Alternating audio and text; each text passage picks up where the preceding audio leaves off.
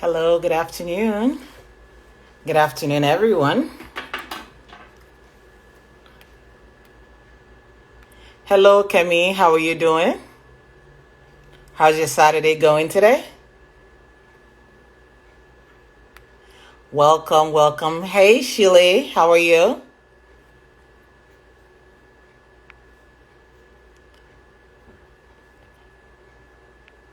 Thank you, Kemi. Kemi, you're doing fabulous. I'm glad to hear that. Glad to hear Hi. you. Look at Shile. You look like your mother of two. You look gorgeous as always. Thank you. You're sweet. Thank you. Yeah, all right. So let's wait for a few more people to join us. Okay. You While know, I before adjust my hey Cams. How are you? doing great. How has your day been, Shirley? It's been chill. I woke up late as I plan to on Saturdays to do nothing. Um yeah, but it's been good. It's been good. Thank you, Kemi. Kemi had a whole photo shoot recently. I found it on Instagram on the photographer's page. I was like, wait, I know that person. Who's this hottie? It Tag was me on Kemi. that. I'll send you the picture. I have proof. I have receipts. But no, Uh, it's been a good day. I think I woke up just this week has been heavy in general. She said no. In general, with like everything going on like in Nigeria, the protests and all the unrest. So I think I woke up and I think one of the first videos I saw was the candlelight the candlelight gathering that happened yesterday, and I watched the video and I was moved to tears. Like I think I was moved to tears, but I also felt hopeful. Like it was like a mix of emotions. Just to know that change is possible, just to know that there is hope alive for Nigeria. I think, yeah. So it's been a good morning in that I think in the midst of all the emotions, you see that glimmer of hope, and knowing that we want change, knowing that we don't just want it because we've always wanted change. We always say we want change, but then seeing like actions being taken and knowing that of course this is not the end of it all, it's the start, but it's like a spark. It's like you light that fire and it's like it's burning, so yes. yeah. And so I follow a couple of people on social media, and they're sort of like my mentors. Not they're not. They are my mentors. Them as my mentors. And one of the people that I've had the pleasure of sitting under, listening to her, very powerful woman, is Jumoke Adenowo. And she Mm, has this radio show in Nigeria called anyway, she has this radio show called Voice of Change. mm, And this woman has been consistent, and she's all about personal leadership, transformational leadership, personal leadership. You mm. do the right thing at your level, right? Yeah, Don't in yeah, darkness. How about you turn on a candle, yeah. right?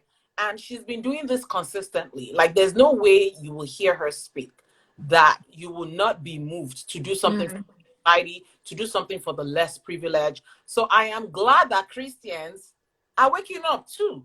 We're not mm. just praying, but we are, Yeah, So guess what? Faith without works is dead.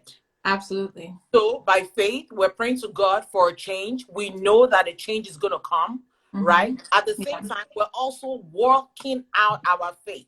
We're yeah, backing up our faith with actions. We're backing up our faith by requesting for what is right.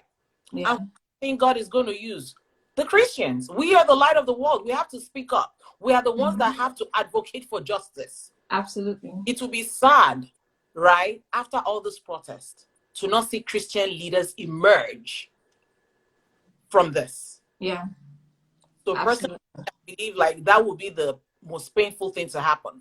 But Yeah. I know with faith in God that leaders are going to emerge from this protest, Amen. and a change is going to come. The Amen. same way there was a change in South Africa, the same way there was a change, and there is a change still being stirred up in the United States of America, there will be a godly change in Nigeria. Amen. It In Nigeria, in Jesus' name. gets, Yep. gets Today, it is not going away in the name Yep. of Jesus. Anyway, this Amen. is great. Amen. Am I blurry or am I fine? You're fine. I can Okay, see you. cool. Cool, cool. I am Yeah. glad that we're starting off our Saturday talking about change. Good. Yes. Welcome to Esther's Preparation Room Women's Network Instagram Live Series. My name is Dolapo Olufumilayo, and I will be your host for today's Insta Live EPR Insta Live Inspiring Conversation. EPR Women's Network is a platform where today's professional Christian woman can access the tools and resources she needs to deploy her gifts and talents in the marketplace. Our purpose is to build up and empower women to achieve the best in their personal lives and their professional lives. The network is one of the 4 global programs powered by Esther's Preparation Room and primarily exists in 3 markets: the United States of America, the United Kingdom, and Nigeria. Today's guest is none other than the delectable, beautiful, smart, industrious, multi-talented Oh my gosh. Bello. I've not even started reading your bio. What's gonna Don't happen? read it. Skip the bio. Don't read it. I know I'm gonna read it. I have to read it. We have to celebrate you. Shile Bello, the renowned international wedding planner and owner, for over the last 10 years has taken what was once just a passion and turned it into a very successful business, planning and organizing multifaceted and multicultural events for countless couples, organizations, and individuals. Shile has been awarded as the best wedding planner in America by Collective Awards. Shile has a wealth of knowledge and experience. She loves the journey of being a part of couples' love story, and she serves her couples with absolute joy. Shile is also a teacher and a speaker in the wedding industry, educating aspiring wedding planners on how to be successful through the well-acclaimed platform of Wedding Planning Institute, WPI, as well as through her online learning platform, Ray Moments, where she teaches, oh, I don't know what I did. That's Okay. good. Oh, no, where she teaches others how to become wedding planners. So, what excites Shile is serving others, being a helper is her calling. She's creative, detail oriented, and loves to make others happy. She loves God and is passionate about seeing others become who God has called them to be.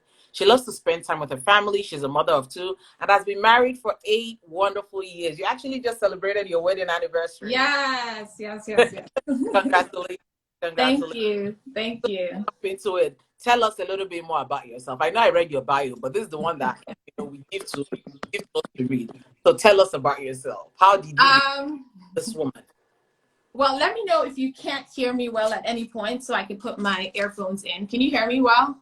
I can hear you clearly. Okay, perfect, perfect. Yeah, so everything you said in the bio, that's me. Yeah, but you I become this woman. So how did you become this? How did I become this woman? I don't know. Some days I'm like, who is this? Who is she? I don't know who she is. I mean, I that's a very weird question. I should have prepared for that question. A little bit about myself. I am a human, a person.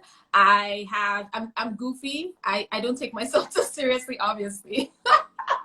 I'm a mother of 2. I'm married to my forever love, as I like to call him. We started dating when I was 19. Can you believe that? Like, I was a baby. And then I got married to him. But yeah, and then, but I didn't get married at 19, for those who are wondering. No. But yeah, so I mean, I've owned my business for years. It's one of those things that, I think people know me as, but I do like to think that my life is more than my business. I think that was one of the first things you said to me when we spoke. That, I mean, what? Tell me about yourself. I'm like, I don't know. You got the bio. You're like, but your life is more than your business, right? I was like, yeah, that is true. It is true. Yeah, I'm a girl's girl. I love to hang out with my girlfriends. Hence, as the preparations room is a women's group. So that's kind of why I'm part of it.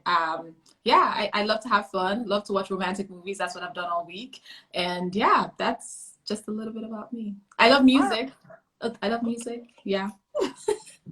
Not the introduction you were expecting, but that's what you get. Fine, I'll take it.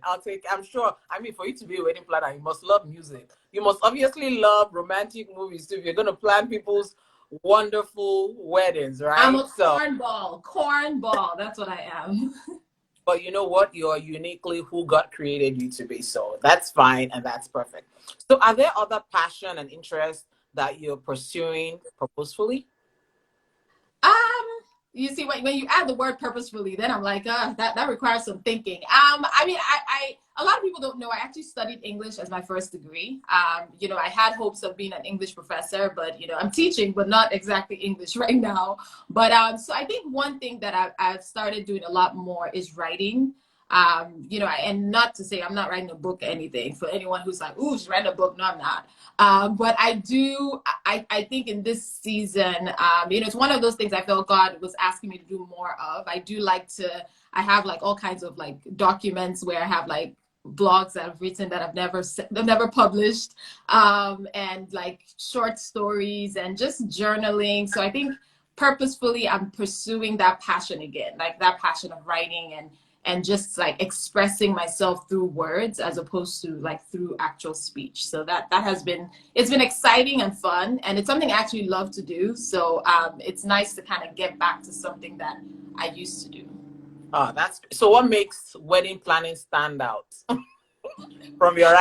I think wedding planning, it's a lot for other people. It's like every decision I'm making is in light of what somebody else wants, versus writing is it's more introspective. I get to sit with my thoughts. I get to, kind of do this dance on paper that, it's also not like wedding planning, everything, especially like on the wedding day, it's like everything you do is being seen, versus like writing. I can sit with my thoughts. I can write them out and let them sit there for a while. So it's like introspective, and it's also personal. Like it's something that I get to do in the comfort of like my own mind.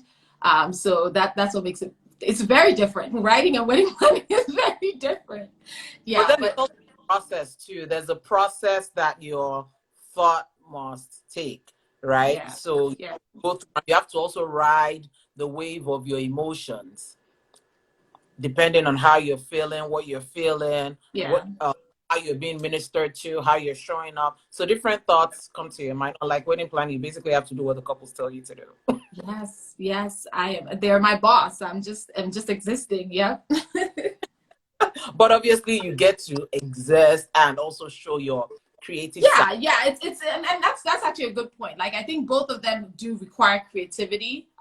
Writing and wedding planning is just different forms of that creative expression. It's like, with one, you're expressing your creative thoughts on paper, and the reader is giving it life in their minds, versus like I'm able to express myself creatively, because wedding planning is a creative, it's a creative business as well. So yeah, that's a good point. Yes, they're both creative things. So for someone with multiple interests who is bent on working in purpose, how do you decide on which passion to turn into purpose? That is a very tricky question. I mean, one thing that comes to mind when you ask that question is this idea that, I think creative people have a problem. Like, I mean, not everybody considers themselves a creative person, So people who consider themselves like, I'm creative, they have a problem. And the problem is we have all kinds of ideas. Every day there's a new idea that pops into a creative person's mind. And you're always like, you're like, oh, this is cool, and oh, this is cool. And I think, with creatives, it's one thing, I think it's important to be aware of the type of person that you are, and know who you are as far as like your what, your personality, and kind of what you're drawn to, so that way you're also aware of the pitfalls. It's a fantastic thing to be a creative person, but it's also being aware that, sometimes you have so many ideas that it requires you being aware and saying, I'm going to hone in on this one thing and that one thing, and not let yourself be spread too thin, because I think sometimes we end up taking on too much, or not really also doing what we are supposed to be doing because everything seems possible to us, So I think that's one thing. Like as a creative person, you have to be aware that that could be a pitfall and know what you're supposed to be focusing on. But I think the other thing that comes to mind also is this idea that purpose is this one thing, this idea that, when you that you're supposed to just know, and you sit and you're like, what is my purpose? And you sit and think. Like I could speak for myself that purpose was found in me doing. And I think that there's something about when you're in motion and when you're doing that, it might not fall in your lap. For some people, it's like it literally fell from heaven, like this is what you're supposed to be doing. But I think for a lot more people, purpose is found in action, in actually doing. And like for me, I found my purpose of when I say purpose, I mean as far as like my career, in wedding planning, in serving, just serving. And I think sometimes, we expect that we should know what we're supposed to be doing, but as we are walking, it's kind of like the Bible says, like God directs our path, but it's like He's the light to our path. But to light your way, you need to take the steps. It's like if you're holding a lamp, like for you to know what's ahead, you need to actually start taking one step after the other, and then you would see what is a mile away, but you can't see it just by holding up that lamp. And I think, sometimes because we just sit and we're like, God, just tell me this purpose. But it's like, I think we need to get in the habit of motion. We need to get in the habit of just doing. The Bible says, like, whatever is in front of you, do it and do it well. And I think that idea that we just need to do what is in front of us well, and things start to reveal itself. And I know, there's so many different people that can speak to the fact that, it's when I was doing this that I found this. It's when I was serving that gift at church that I found that I actually could do this for people. And then all of a sudden, 10 years later, it has become this thing, So, so that would be my answer to anyone who is like, I have all these different passions and things that excite me. Just start doing, just start functioning, but also don't get sidetracked by trying to do everything. All right, that was such a good answer. So take us on the journey of how you found your purpose through being a wedding planner and through service. Take us on that. Well, I'm going to try not to make this too long. I didn't warn you, I'm a talker. I do like to talk. It's fine. I like to create these stories in my head, but short form of the story, and I'll speak on parts that I think speaks to even what I was saying about doing. I had graduated from school. I was in that process of waiting. And I think sometimes when we're in our waiting season, we need to not get paralyzed. And I think I got in that place where I was like, God, I was trying to get into my master's program. I hadn't heard back. I was like really salty, sitting and like frowning at home all the time. And I just was like, waiting. And I remember, I think I heard a sermon that says, while you're waiting, don't just sit and do nothing, like actually start to do. So that's exactly what I started to do. I reached out to someone who worked at the church. I said, hey, I'm available. I don't know what I'm skilled at, but I can help with anything that comes up. And it so happened that the church was planning a program. The person had me come to the meeting, and they're like, I want you to, just kind of assist with the planning. I never planned before, didn't even know what it was, didn't even know it was a thing, but I was like, hey, sure, I'll help. And so I helped the first year, helped the second year. So it just became this thing I was doing. I eventually got into my program. I was in school, but I still kept doing that because it was something that was exciting. It was something that I actually liked. And over time, it was also a place where I got to learn. And I think sometimes in that place of service, you actually get to learn. You get to not only learn, but you get to make mistakes. Like, no one is going to hire you to come do trial and error at their wedding. But because I was serving the gift, you have a little bit more flexibility of what you can and can't do. And I was able to learn in that process. So all of that started off the journey, and people always said you should do this, and I was like, absolutely not, never. Like, who wants to be a planner? Like, please, I have dreams in my life that are not this. But I think over time, and it's weird because God never just said to me like, oh, go be a wedding planner from the jump, but He allowed me to go through those series, that journey. If I wasn't in that waiting season, I would never have discovered that. And it's funny because I was at a meeting this week for my church. I go to Ignite JHCC, and the meeting was like a small group meeting, and someone was asking, can we change the will of God for our lives? Like, can we turn His hand? And I remembered one story, on this journey. So I started working. I was working in consulting, and I had to take a trip to for my work. And there was a weird story. I got to the airport. I couldn't get on my flight. I went to DC, tried to get on another flight. I couldn't get on my flight. Long story short, I couldn't get out. So I eventually took a train down to New York, just trying to get on the same flight to leave the country. And I got there and they said the gate just closed once I arrived. And I was like, okay, this is madness. I was crying. I was miserable after literally driving from VA to DC to Baltimore, now to New York. And then I still can't get on this flight. But it was weird because when I think back on that time, you know, I was bummed out. Of course, my boss was like, "Why didn't you make your flight?" I was like, "I tried. It wasn't for a lack of trying. I just couldn't get on a flight. I left in time." But the interesting thing about that story is that that weekend was the weekend that I met the person who I planned her first wedding. So while I was trying to leave the country, God was doing everything to get me to stay. And I think, you know, especially there are times where we're not necessarily doing a wrong thing. Like, you know, sometimes I think those are harder to get our attention. It's like if you're going to make the wrong move, it's like obvious, like, oh, right or wrong. But I was doing the right thing. I was working. You know, I didn't have a decision to make between right or wrong, but God was obviously trying to get my attention. And he had to do it that's why now I don't mess with flights. If I can't get on the flight, I'm like, look, I just can't get on. I don't know why God needs me to stay. But that weekend was when I went to church and I had the conversation with someone who desperately needed a planner. And that was the weekend that it all started. You know, so when I think back, I was like, wow, that random incident that I cried so much. I was like, what is going on? Why can't I get on this flight? Now I can't go to work and all of that stuff was God's way of saying, I want you to start this journey. But he still didn't tell me. Like it was sometimes I think we also are waiting to hear this voice. I didn't know. But it took years for me to then get to that point where it's like, now I want you to start your own wedding planning business. And I'm like, wait, what? But it took me those years of learning. I mean, serving that gift in church. I was planning and doing all that in church for years before I actually went into actually creating my own company. So that's the long and short of the story. And I started my company 10 years ago, and it's been on ever since then. That's very important, like volunteering your service. So when you volunteer, you get a chance to make mistakes, right? Yeah. When you, yeah, I know it's not really about making mistakes, but you're really like you're on a training ground. You're in a preparation place, you know, and God is helping you build character. God is helping you to network with strategic relationships. Yeah. God is also showing you the ropes. So basically, you're like an intern, seeing what this thing is really like. This Yeah. thing you want to get into. Are you sure you're cut out for that? Right. So when you are in that waiting period, in that waiting season, what kind of thoughts came to your mind?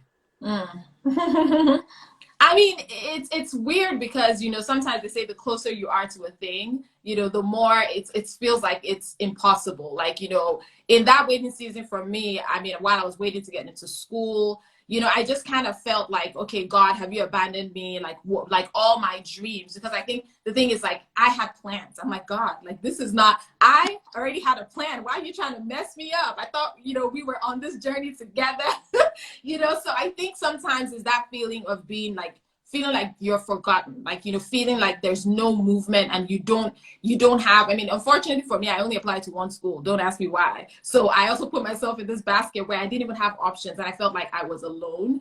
But, you know, I found, when I found direction from God was when I actually stopped pouting and stopped asking these questions that just led to more questions and more questions. But when I went to God and I literally was like, this is how I'm feeling. I'm feeling like you left me out hanging. You should have told me if you wanted me to do something else. Like when I actually had conversation with God, as opposed to letting my thoughts run my mind, because they go wild, you know, and they, you know, you start feeling like, oh, maybe I'm never going to amount to anything. Maybe things are never going to work out for me. So I think the waiting season was hard, but it felt easier.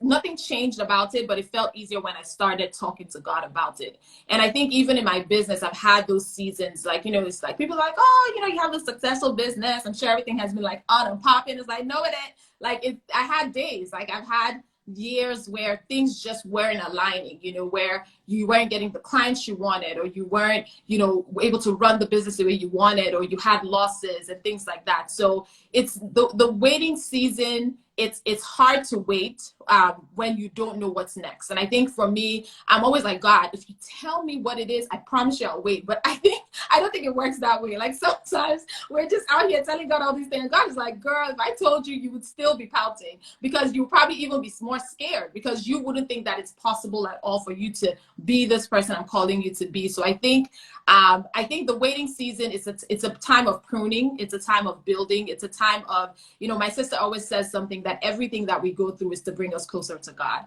And I think sometimes until we allow a process of waiting to bring us to that place where we're closer, we're still going to remain in that state of waiting. But when we get closer to God through that process, we then find that strength to keep waiting, but then the waiting doesn't feel so crazy anymore. So I think until I found my way back to him, it was tough.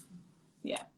Also, thank you so much for that, Shile. And I also believe that, in that waiting period, in that waiting season, the enemy comes with like onslaught of thoughts.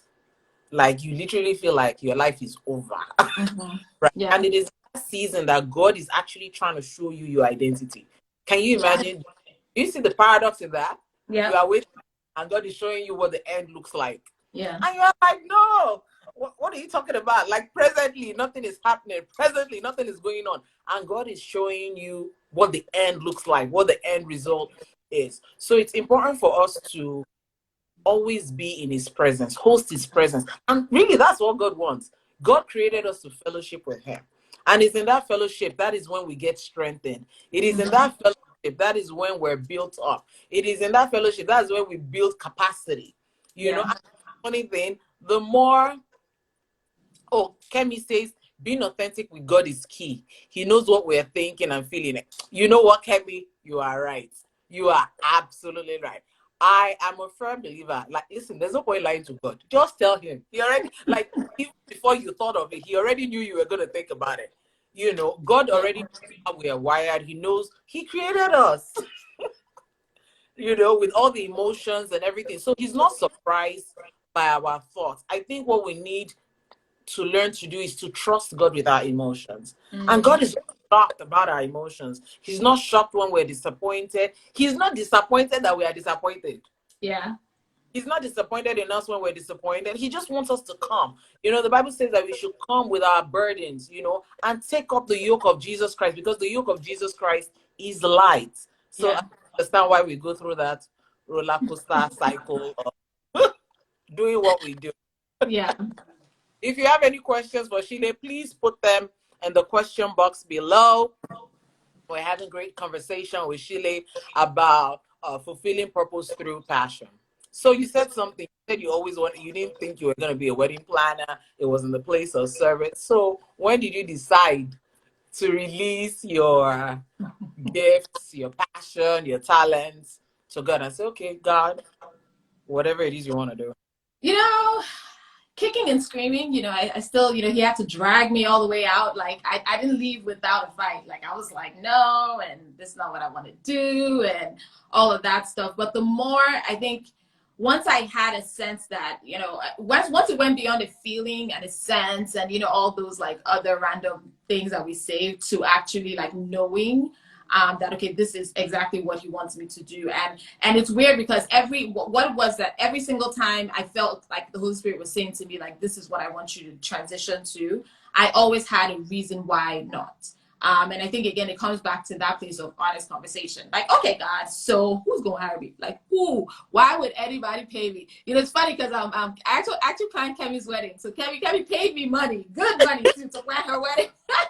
I don't think you knew that. But, I always just wondered. I was like, why would anybody want to pay me to do it? And I think that's the thing. Like, whenever either God is calling us to do something or we're making a decision, whether it's our careers, we always doubt ourselves. It's like we get to this place where we always have a reason why we should not. But we have to get to a place of telling ourselves like why we should. Like, why not? As opposed to saying why, like, oh, who's gonna pay me? It's like, why wouldn't anybody pay me? And I think, yes, good, just like good money. Yes, good money.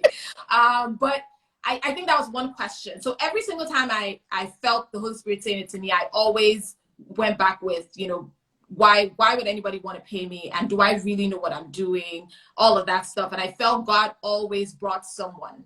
I always say to people that the first 2 clients I had, I didn't even ask for them. I hadn't even told any human being that I wanted to do this. Like, it was just something that in my heart, I was having this struggle and conversations with God. And literally the first person came by accident. A friend of hers, a friend of a friend knew someone whose planner had traveled out of the country, and she's like, oh, there's this random girl in my church that plans stuff for church. I can have her do it. And I was like, I'm not a planner. That's the first one. The second one, it was someone I knew, but the person again didn't know. It wasn't someone I was super close to, but the person always called me when they were planning. It wasn't a guy, it wasn't a woman. He's like, oh, my wedding, this is stressing me. And I'm always looking at my phone. Like every time he called me, I'm like, God, like really? Like, why is he calling me? What's he calling me for? You know, and it was weird because like it was almost as if every concern I had, God was showing me in little ways that I got you. God was showing me in little ways that it is possible. And so it kind of gave me that courage to make the transition, because it was almost like, okay, so what else you got? Like God is like, okay, so what's the other reason again? Like, and so I ran out of reasons. You know, I ran out of reasons to say no. And at some point, I just the conviction was too strong. Like it wasn't a thing. Like I said, I wasn't thinking it anymore. I went from a place of like knowing this was what I needed to do. So it was not easy, because again, I said kicking and screaming, because I still was doing the dance. And I think for me, one thing is like, even when I made the decision, I still had like my bags in the other hand. Like, you know how you have like, you're like, okay, I'm going to do it, but you still have some tricks in the other hand that you're like, in case, yes, you're like, God, you know, I know you got this, but I need to be prepared, you know. And I think there was one day I was, you know, just kind of praying and talking with God, and he's like, you need to trust me fully. Like you need to not one leg in, one leg out. And today you're like looking online for jobs, and tomorrow you're like, oh yes, I'm doing this. And you know, he's like, you need to trust me. And I think when I had that moment of that honest, and you know, it's weird because sometimes God sees us doing these stupid things we do, and he's just like, I'm just looking at you like, okay, I see you, you know. And one day he's just gonna like just walk in his stylish way and just have like a come to Jesus moment with you and be like, girl, like, are you ready to let it go? Are you ready to trust me fully? And once I did, like that was it. Yeah. I think it's almost synonymous to the relationship we have with our children, Mm-hmm. right? When we're trying to teach them something, right? You're trying to teach them, maybe you're trying to teach them how to ride a bike, or you're trying to teach them, you're basically trying to impart knowledge into them. And while you are doing it, they don't trust you. They're asking you why, but why do I have to do this? You know, and as a parent, you know, you keep telling your child the million reasons why they need to do what they need to do, right? Perfect example. We were taking a walk, my children and I, my family, we were taking a walk to the park. And I kept telling my daughter, let me hold your hand. I don't want you to fall. She's like, no, no, I can walk. I can walk by myself. I'm like, I understand that you can walk by yourself, but I don't want you to fall and then hurt yourself. She's like, but I can walk. I'm like, I know you can walk. Her daddy told her, I can walk. I'm like, all right, no problem, walk. Right? So even though she was walking, my eyes was constantly on her, and I was constantly trying to grab her. And every time I would hold her hand, she would she would remove her hand from me, and until she fell down, and then she ran to mommy. And of Mm-hmm. course, I'm not gonna say I told you so, you know. And that's almost synonymous to our relationship with God. God is showing us the best way, Yeah. right? And we're busy saying, God, but how are you going to do this? We're questioning him, right? But that's just we human beings. That's just the way we've been created. That's just the way we've been wired. And it's a journey. You know, God will constantly give us opportunities to trust him. He will Yeah. constantly create scenarios for us to trust him. At the end of the day, that's why Jesus Christ came, to reconcile us back to our Father. And that journey of a trust, it's a lifetime. You're never, never, never going to stop trusting God. Yeah. You're never going to have the full picture, right? You just have to learn to walk by faith and not by sight. So thank you so much for that. So my next question is, I mean, you already answered that. I was going to ask you, were there specific moments where you felt reassured you're in the right place, doing the right thing? And so what brought about reassurance, impact, feedback, personal satisfaction? What reassured you that you were doing the right thing? Um,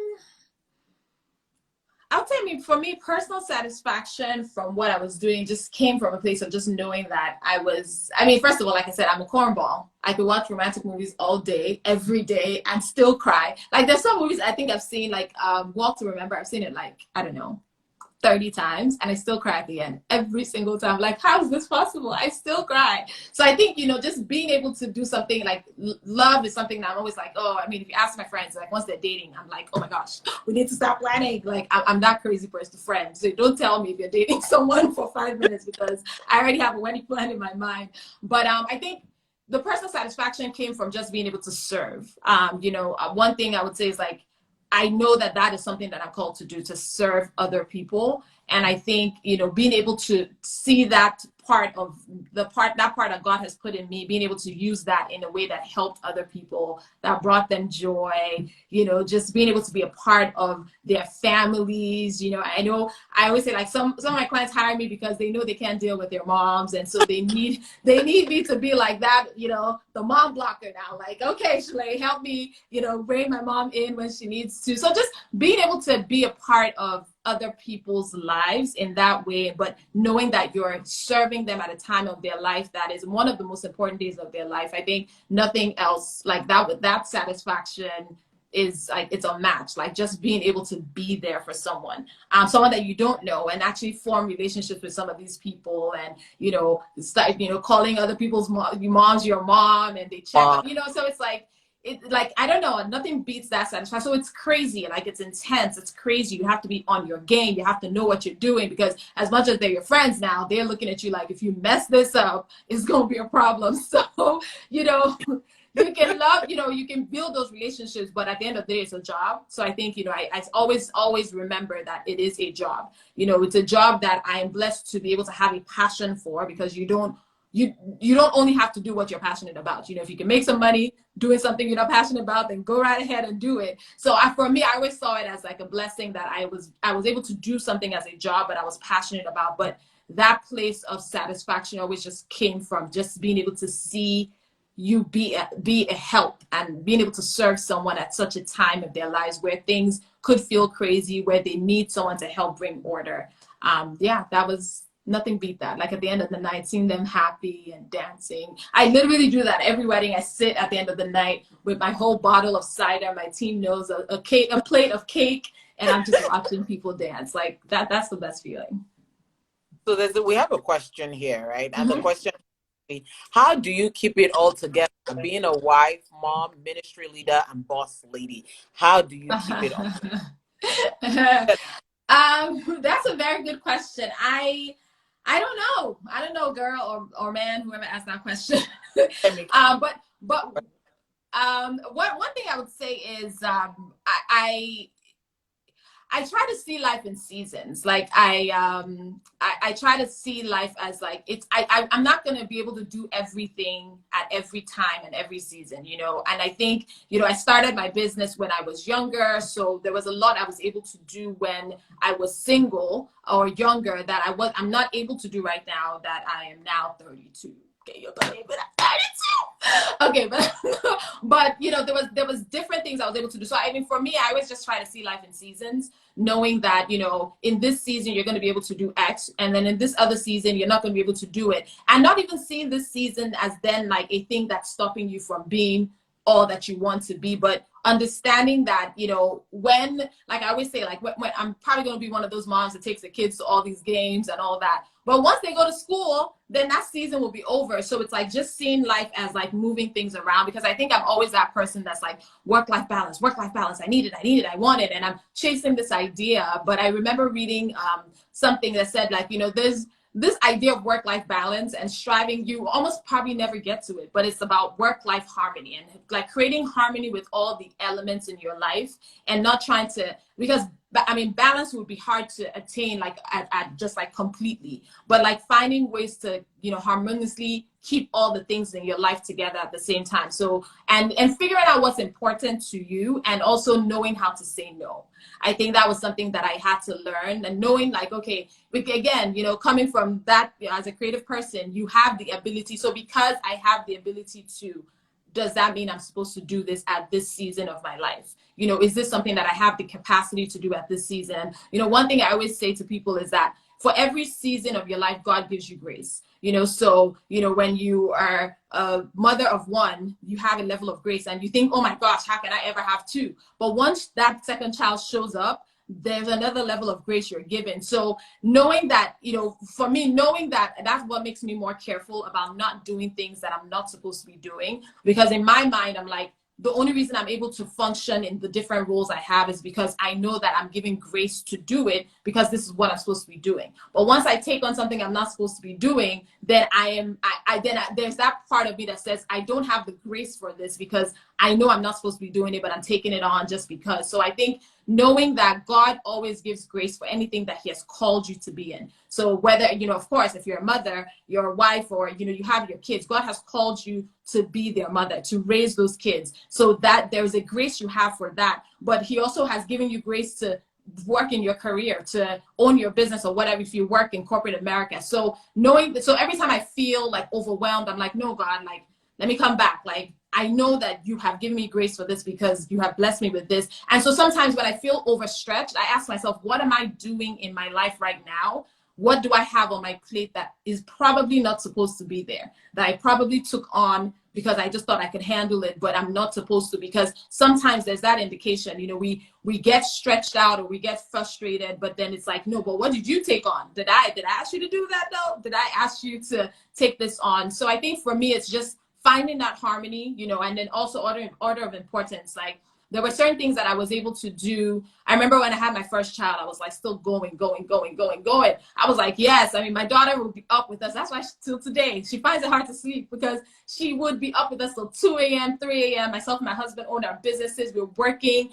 And I realized that, of course, she was a baby. So it was like easy to manage that. But once she started getting older, and then I had my second child, there were certain things that I was like, it wasn't a matter of like, can I still do it? But it was also a matter of, do I want to still do it? Do I want to still work till 2, 3 a.m.? Do I want to still, be doing that? And so, and then I want to be a part of their lives. My daughter, when she started becoming like, from that age of 3, I'm like, I don't want to miss these moments anymore. So I think I had to also come to a place where I'm like, what adjustments do I need to make, knowing that the seasons are changing and I just need to adjust to the season change and then come back to it. So it's never like, it's never easy. This is always a question that as mothers and wives and women, even if you're not a wife or a mother, you're always having different things to juggle. But I think it's important just to know that, one, their season, so you don't beat yourself up for not being able to do everything at the same time. And also making sure that you're always analyzing, what don't I have the grace for that is on my plate?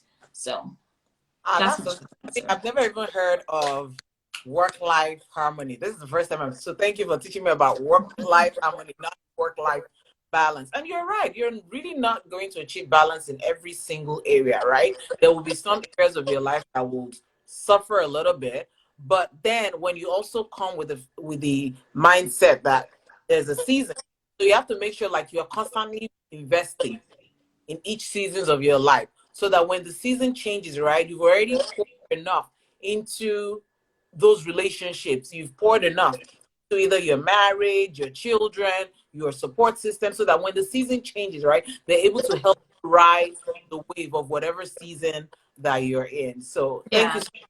And I think one more thing I also wanted to say on that is, like, you also have to know what your non-negotiables are. Like, so is your relationship with your, again, because I know not everybody on here is, that would listen to this is married, but, for a married person, obviously, you like your relationship with your husband, is that non-negotiable, your relationship with children. But, for people not married, is your relationship with family a non-negotiable? And what are the things that are non-negotiables that you always have to make time for? And then everything else has to dance around it. Like, you create the harmony around those other things. Is a relationship with God a non-negotiable? And how do you make that a priority, not just in serving, at church or whatever, but like actually making it a priority to spend time. So I think just identify your non-negotiables and then everything else. So the harmony is that everything else just moves around that.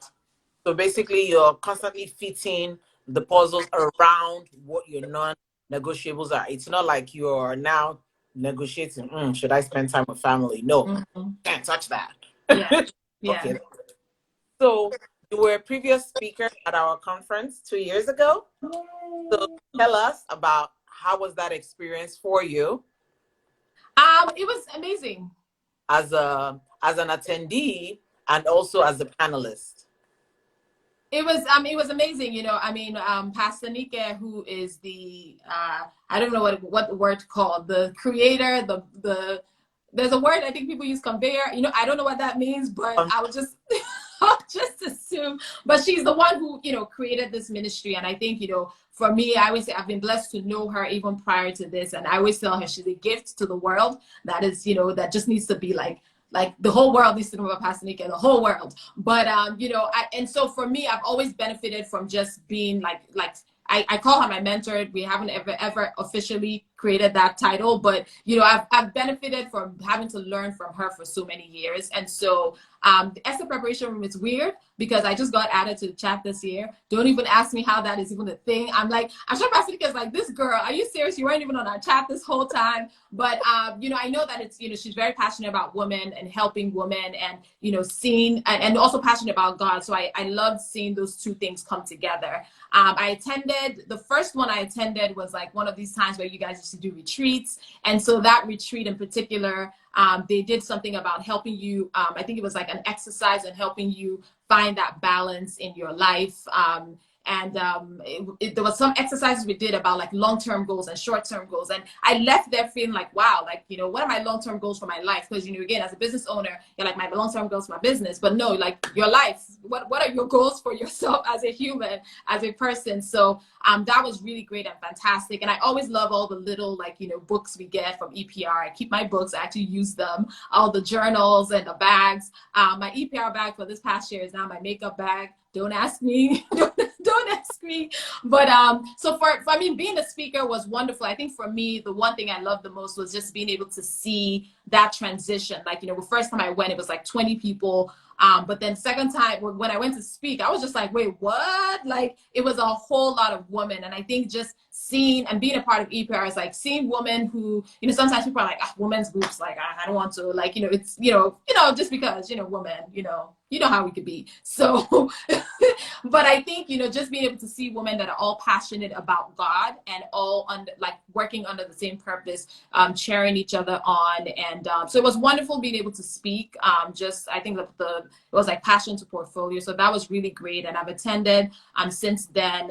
But I think, you know, just that focus on God and wanting to be the kingdom and be the woman that God has called us to be while we're here. So EPR is fantastic. I've registered myself for the upcoming one. This is the first ever virtual one. So I'm excited. I'm excited to see what it's going to be and how it's going to be. I know it's going to be awesome. I've registered for a friend. If you haven't registered, you should go and do it. There are some comp tickets, but there are also some paid tickets, and you get a lot of extra stuff with a paid one. So definitely register. I don't think you would. It's funny because I think I got added to the group recently because I started joining the prayers.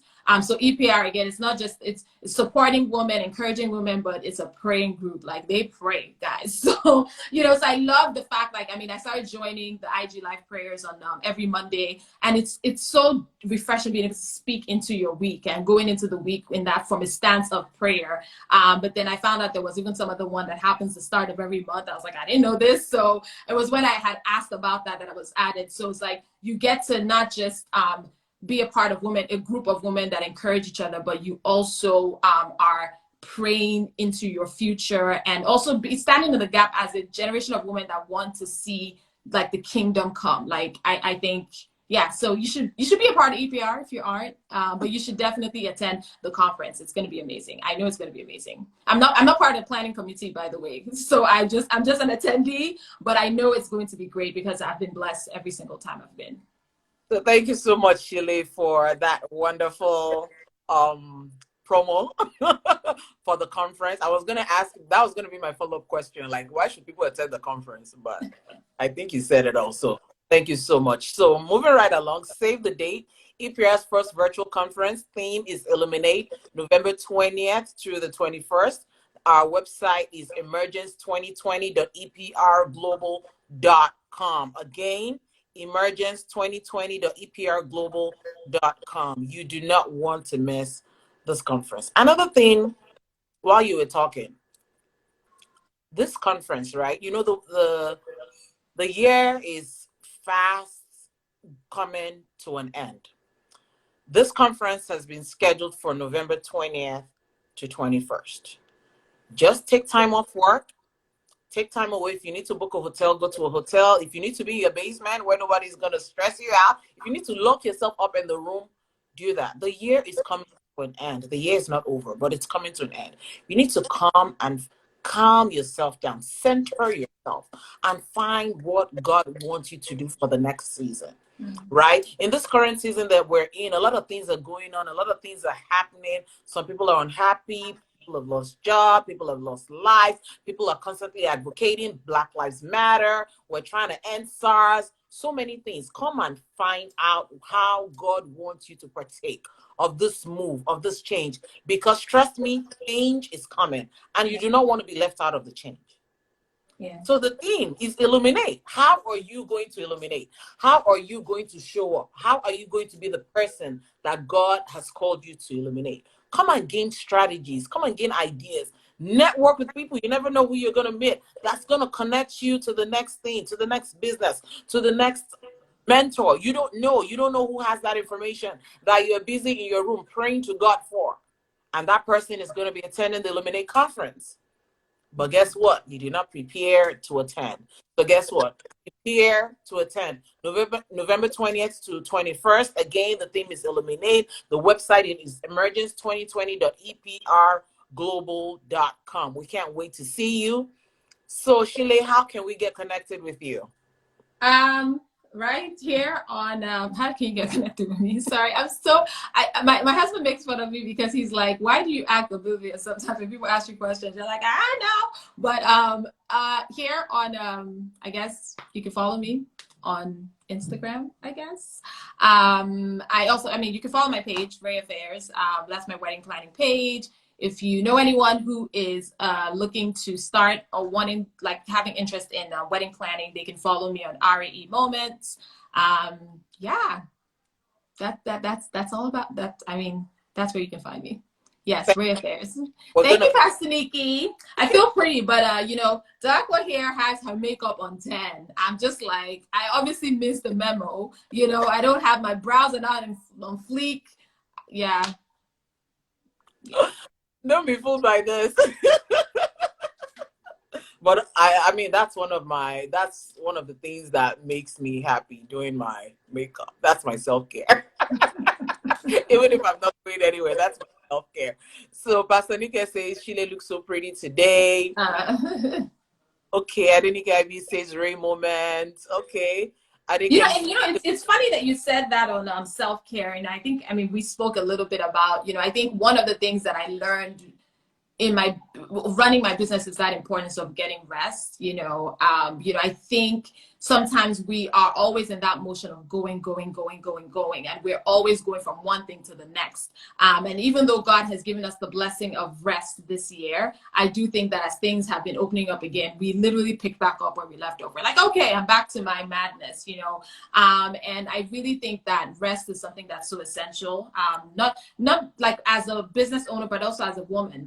We need to, as a person, let me not even just say as a woman, I think we need to always find moments of rest. We need to always make sure that we are not neglecting. I've been studying something on the Sabbath recently, and how I'm like, if God put in the 10 commandments, we remember all the other ones, like thou shalt not kill still, but that rest one, we're like, God, you get it now. God, it's 2020. We need to figure this life out, or yeah. So I feel like God is still that's still something he requires us to do, because if not, like it's only to our own detriment. It's actually for us. It's not even for him, to make sure that we're resting. And I know I was talking to you about how there was a time in my business where I was literally the year that people would have said was my best year. From the outside, was that year where I literally had a moment where I crashed, because I wasn't resting. I wasn't taking time to do what was necessary. It's like when you don't rest, you can't even give the best of yourself. So whatever it is that you're choosing not to rest for, you're actually not giving that thing your best. So it came to a place where when I crashed and I had that moment where I literally couldn't get out of bed for days, and I was like, I had to go back to God, and God is like, you're not resting, you're not honoring the Sabbath, and he had to take me through this process. So now I don't mess with my rest. Like, I'm like, I can't, as that Nigerian song says, you can't kill yourself. You have to get rest. But I think that is something that is important for us as a generation to remember that God, the Bible, like God doesn't change based on our generations. Like he stays the same. So if he said to honor the Sabbath, and for some people it's like, the argument of is this Saturday, is this Sunday? It's like, it's not about that. It's about taking time and resting. It's about regrouping and not burning yourself out. So I don't know if this is for anyone that is in that season where everything just seems to always be in motion.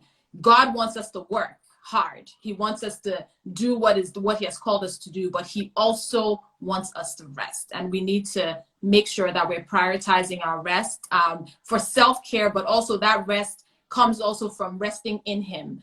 So it's like you take the rest as far as the physical rest, which is necessary, but you have to go back to him to be filled by him so that we're able to then be the version of ourselves that he wants us to be and not the version that we think. So just wanted to put that out there.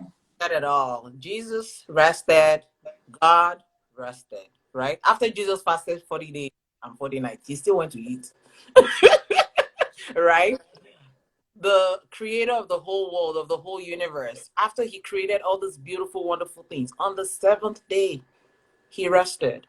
And the funny thing, it is when we are rested in our spirit, in our minds, in our body, in our soul, in our emotions, that's when we actually get the best of God. That's when creativity actually flows. You're not worried about anything. You're not thinking about anything.